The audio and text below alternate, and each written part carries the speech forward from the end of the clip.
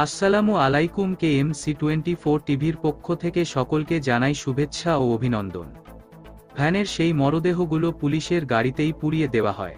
ভ্যানে মানুষের নিথর দেহ স্তূপ করার একটি ভিডিও সম্প্রতি সামাজিক যোগাযোগ মাধ্যমে ছড়িয়ে পড়ে। গা শিউরে উঠা ভিডিওটি ছিল ছাত্র জনতার আন্দোলনের কয়েকজন ব্যক্তির। গতকাল শুক্রবার 30 আগস্ট রাতে ভিডিওটি ফেসবুকে ছড়িয়ে পড়লে বিষয়টি সামনে আসে। প্রথমে ঘটনাস্থল নিয়ে ধোঁয়াশা থাকলেও পরে একটি নির্বাচনী পোস্টারের সূত্র ধরে বেরিয়ে আসে মূল ঘটনা।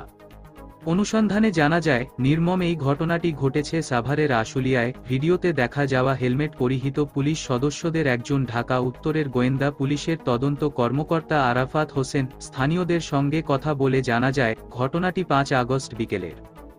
ভিডিওতে দেখা যায়, ভ্যানের ওপর তোলা হচ্ছে একের পর এক মরদেহ, একটির ওপর আরেকটি রক্তাক্ত লাশ, মাথায় হেলমেট, বুকে ভেস্ট পরিহিত কয়েকজন পুলিশ সদস্য ব্যস্ত এই কাজে। মরদেহগুলো ঢেকে দেওয়া হলো ময়লা চাদর আর রাস্তার পাশের ব্যানারে। চাদর আর ব্যানারের আড়াল থেকে দেখা যাচ্ছে হাত পা, মাথা।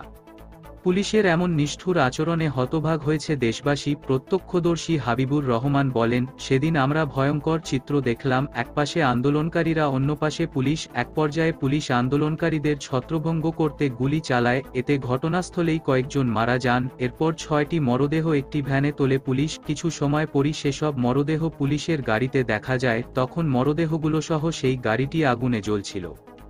জানা গেছে, ভ্যানে মোট মরদেহের সংখ্যা ছিল 6টি, যার মধ্যে 4 জনের পরিচয় মিলেছে। তারা হলেন সাজ্জাদ হোসেন সজল, তানজিল আহমেদ সুজয়, বাইজিদ ও সবরু হুমায়ুন। বাকি 2 জনের পরিচয় এখনো মেলাতে পারেনি পুলিশ। অভিযোগ আছে, মরদেহগুলো পুলিশের গাড়িতেই পুড়েছে। আশুলিয়া থানা সংলগ্ন বাইপাইল কেন্দ্রীয় জামে মসজিদের ইমাম মাওলানা মোফাজ্জল হোসেনের সাথে কথা বলে জানা যায়, 5 আগস্ট দুপুরের পর থেকে তারা মসজিদে আসেননি। তবে পরদিন সকালে পুড়ে যাওয়া 6টি মরদেহের জানাজা পড়ানো হয় সেখানে।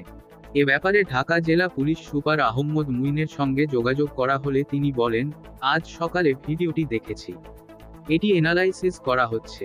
আপনারা যেহেতু মিডিয়ায় কাজ করেন, কোনো তথ্য কিংবা সূত্র পেলে আমাদের সহযোগিতা করার অনুরোধ করছি।